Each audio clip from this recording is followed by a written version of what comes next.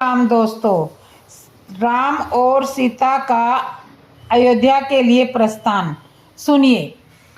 जब लंका पर विजय प्राप्त करने के पश्चात श्री राम जी, जानकी जी, लक्ष्मण जी और सभी वीर वानरों के साथ वापस अयोध्या की ओर जा रहे थे, तब रास्ते में श्री राम जी ने जानकी जी को वह स्थान दिखाया जहां श्री लक्ष्मण जी ने मेघनाथ का वध किया था।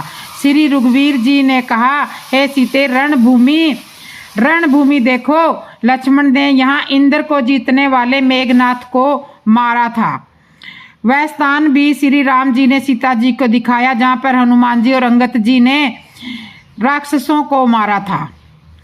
रावण कुंभकर्ण जिस स्थान पर मारे गए थे वह रण क्षेत्र भी श्री राम जी ने जानकी जी को दिखाया। राम जी ने कहा, कुंभकर्ण और रावण दोनों भाई यहाँ मारे गए। श्री राम जी ने यहाँ यह नहीं कहा कि इस स्थान पर मैंने रावण कुंभकर्ण को मारा, केवल यह कहा कि यह दोनों राक्षस भाई यहाँ पर मारे गए थे। श्री सीता जी ने यहाँ राम जी से एक तरह से व्यंग करते हुए कहा, प्रभु, लक्ष्मण जी ने मेघनाथ को मारा, वह स्थान आपने दिखाया। अंगद और हनुमान ने राक्षसों को मारा, आपने वह स्थान मुझे दिखाया, किंतु आपने वह नहीं बताया कि आपने क्या किया। आपने भी तो कुछ किया होगा। श्री राम जी ने कहा, मैंने क्या किया यह आगे चलकर बताता हूँ।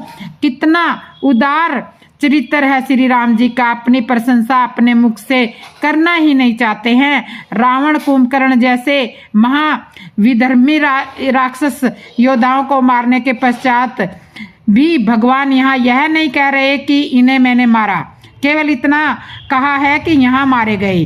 श्री राम जी ने रामेश्वर का वह स्थान भी सीता जी को दिखाया और कहा, जानकी जी, तुम मुझसे पूछ रही थी मैंने क्या किया, तो मैं तुम्हें बताता हूँ कि मैंने यहाँ भगवान शिव जी की स्थापना की है, सेतु का निर्माण कराया है। इस तरह कहते हुए श्री राम जी ने सीता जी सहित श्री महादेव जी को प्रणाम किया। श्री राम जी सब ऋषि मुनियों के आश्रमों को प्रणाम करते हुए तीर्थराज प्रयाग में आए। वनवास की अवधि में मात्र 14 घड़ी शेष रह गई थी। श्री राम जी ने पुष्पक विमान से पूछा, अयोध्या पहुंचने में कितना समय लगेगा। पुष्पक विमान ने कहा, प्रभु, कम से कम 16 घड़ी तो आवश्यक लगेगी। राम जी को बड़ा पश्चाताप करने लगे, तब तो मैं भरत जी को जीवित नहीं देख पाऊंगा, उनसे नहीं मिल पाऊंगा, क्योंकि 14 वर्ष की अवधि पूर्ण होने के पश्चात भरत देह त्याग देंगे। श्री राम जी को उदास व्याकुल देखकर हनुमान जी ने कहा, प्रभु, चिंता की कोई बात नहीं है, आपका यह भगत हाजिर है। केवल 1 घड़ी में मैं त्रिलोक की खबर न ला दूं तो हनुमान को हनुमान ना कहना। आप निश्चित रहिए, आपके आगमन का शुभ समाचार मैं जाकर भरत जी को सुना देता हूँ। हनुमान जी के वचन सुनकर भगवान बड़े प्रसन्न हुए। श्री राम जी ने हनुमान जी को हृदय से लगा लिया। श्री राम जी ने हनुमान जी से कहा, हनुमान, तुम जाओ, आवश्यक जाओ, किंतु ऐसा ना हो मेरे समाचार सुनकर प्रसन्नता के कारण भरत जी की दशा बिगड़ जाए। मैं भरत को जानता हूँ, इसलिए तुम वहाँ ब्राह्मण का भेष बनाकर जाना, अपना रूप बदल कर जाना और बड़ी चतुराई से हमारे आगमन का समाचार सुनाना और समाचार सुनाकर शीघ्र आना। हनुमान जी श्री राम जी को प्रणाम करके अयोध्यापुरी गए। इधर प्रयागराज में माता जानकी जी ने गंगा मैया का पूजन किया, गंगा मैया के चरणों में प्रणाम किया। गंगा जी ने मन में हर्षित होकर आशीर्वाद दिया। भगवान के तट पर पहुंचने की बात सुनते ही निषाद राजगुह प्रेम में विह्वल होकर दौड़कर वह प्रभु के समीप आया और श्री जानकी जी सहित प्रभु को देखकर वह पृथ्वी पर गिर पड़ा। उसे शरीर की शुद्धि नहीं रही। श्री रघुनाथ जी ने उसका प्रेम देखकर उसे उठाकर हर्ष के साथ हृदय से लगाया। उधर भरत जी की व्याकुलता बढ़ती जा रही थी। मन में विचार कर रहे थे कि अब तो जीवन की इन प्राणों की अवधि का 1 दिन शेष रह गया है। भगवान आए नहीं, कहीं भगवान ने मुझे कुटिल कामी जानकर भुला तो नहीं दिया।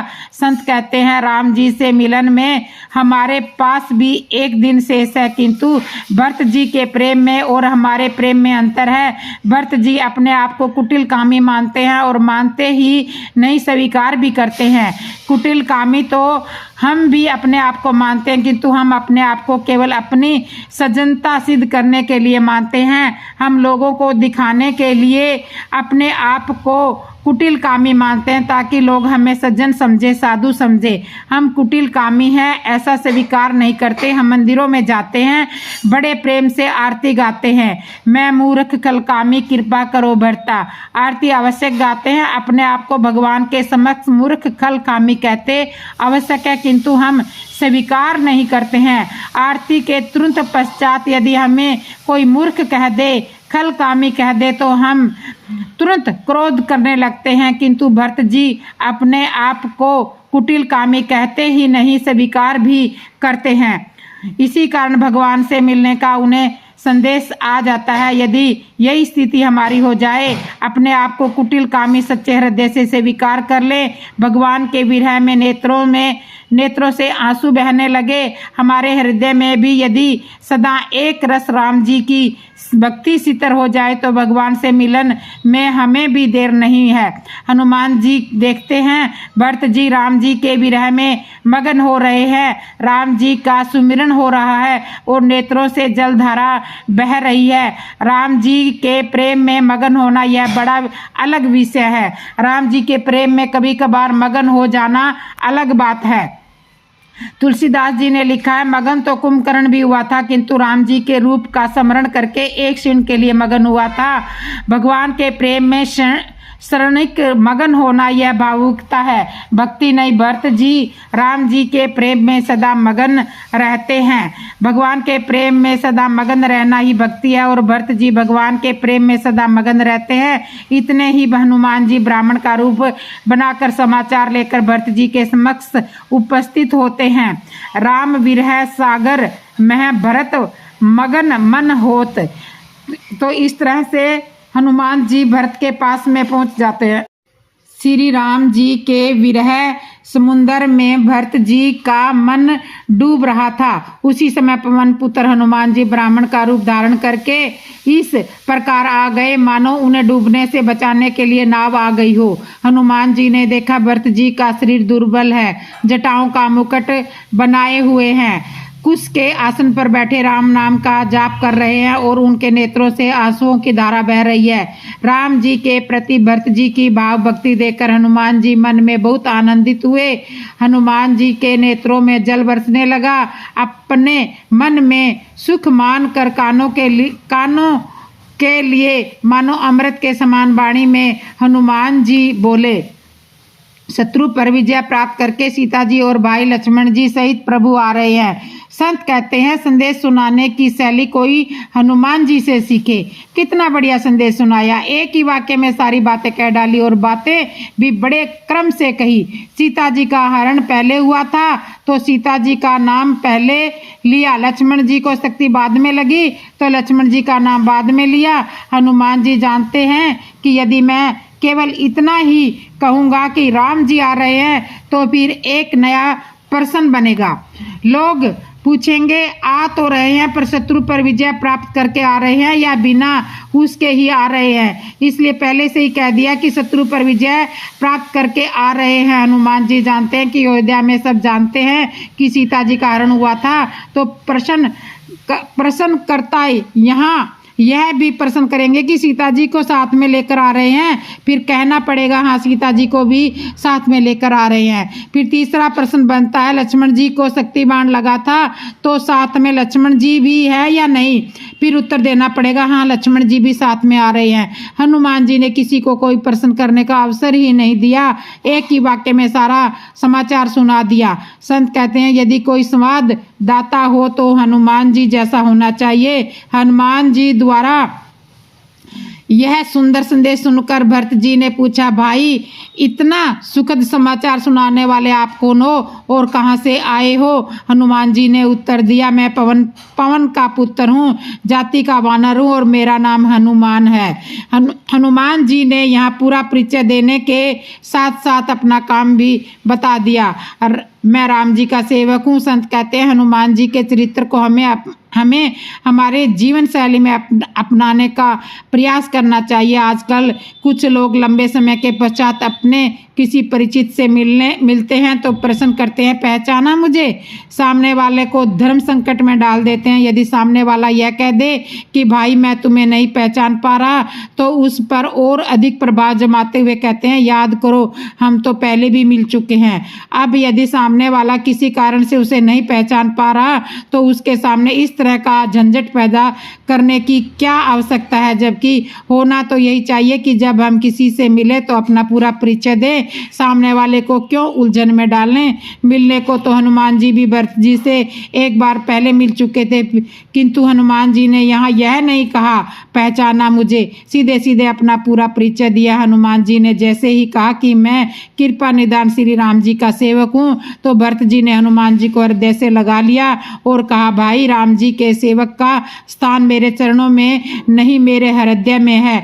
नेत्रों से प्रेम आंसू बहने लगे। भरत जी ने जब हनुमान जी को अपने हृदय से लगाया तब पूछा, हनुमान क्या तुम सचमुच हनुमान हो? हनुमान जी ने कहा, हाँ भरत भैया मैं हनुमान ही हूँ, मैं तो पहले भी आपसे मिला था। भरत जी ने कहा, हनुमान जब मैं अपने नेत्रों से तुम्हें देखता हूँ तो तुम हनुमान दिखाई देते हो, किंतु जब मैं तुम्हें अपने हृदय से लगाता हूँ तो मुझे लग रहा है कि मैं राम जी से ही मिल रहा हूँ। जब तुम मेरे हृदय से लगते हो तो मुझे यह लगता है कि तुम राम ही हो। और स्वामी तुलसीदास जी कहते हैं कि भरत जी को भला ऐसा क्यों नहीं लगेगा, क्योंकि हनुमान जी के हृदय में राम जी विराजमान है। भरत जी को राम जी से मिलने की जितनी व्याकुलता है, उतनी व्याकुलता श्री राम जी को भी भरत से मिलने की है। राम जी ने मन में विचार किया कि पुष्पक विमान से जाकर तो बाद में मिलूंगा, अभी तो मैं हनुमान जी के हृदय में बैठकर ही अपने भाई भरत से मिल लेता हूँ। इसलिए राम जी ही हनुमान जी के साथ उनके हृदय में बैठकर आ गए थे। भरत जी हनुमान जी से कहते हैं, इस संदेश के सुनाने के बदले मैं तुम्हें क्या दूं? हे हनुमान मैं तुमसे कभी उत्तीर्ण नहीं हो सकता। हनुमान जी भरत जी को प्रणाम करके श्री रघुनाथ जी के पास गए। अब तो अवधपुरी में सब जगह चर्चा ही चर्चा कि भगवान बस आ ही रहे हैं। शुभ सुकुन होने लगे। गुरुदेव को समाचार सुनाया गया। माताओं ने यह समाचार सुना, नगरवासियों ने नगर समाचार सुना। सब लोग परमानंद में मगन होकर फल फूल तुलसी दल थालियों में भरकर सुंदर गीत गाते हुए स्वागत के लिए तैयार हो गए। तो इससे आगे की कथा मैं आपको अगली वीडियो में सुनाऊंगी। तो दोस्तों आपको ये हमारी कथा कैसे लगी, अच्छी लगी हो तो कमेंट करके ज़रूर बताना। और जिसने मेरे चैनल को सब्सक्राइब नहीं किया, सब्सक्राइब करना, लाइक करना, कमेंट करना और बेल आइकन बटन तो ज़रूर दबा लेना। जय श्री राम दोस्तों, जय श्री राम।